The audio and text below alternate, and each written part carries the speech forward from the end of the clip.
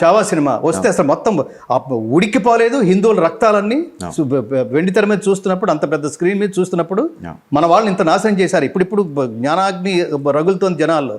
దీనికి ఒకానొక కారణం మహాత్ముడు మోడీ కూడా ఈ సనాతన ధర్మాన్ని కాపాడడానికి అతను దైవాంశ సంభూతుడు లాగా, దైవమే ధర్మ సంస్థాపనార్థాయ సంభవామి యుగే యుగే, ఈ ధర్మాన్ని స్థాపించడం కోసం ఒరే నాన్న నీ శక్తి మేరకు ఈ ధర్మాన్ని కాపాడడానికి ఎంతవరకు ప్రయత్నం చేస్తావు, దీన్ని లాలోకి, దీని సిస్టమ్స్లోకి తీసుకువచ్చి నువ్వు చెయ్యి అని ఆదేశించినట్టుగా ఆ మహాత్ముడు లేకపోతే ప్రపంచ యోగా దినోత్సవం ఉందండి ఇవాళ.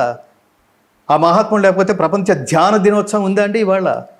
అతనికి ఎంత స్థిరమైన సంకల్పం, దృఢ నిశ్చయం లేకపోతే, అంటే మానవత్వం లేకపోతే, హిందూయిజం అనేది మానవత్వానికి సంబంధించింది.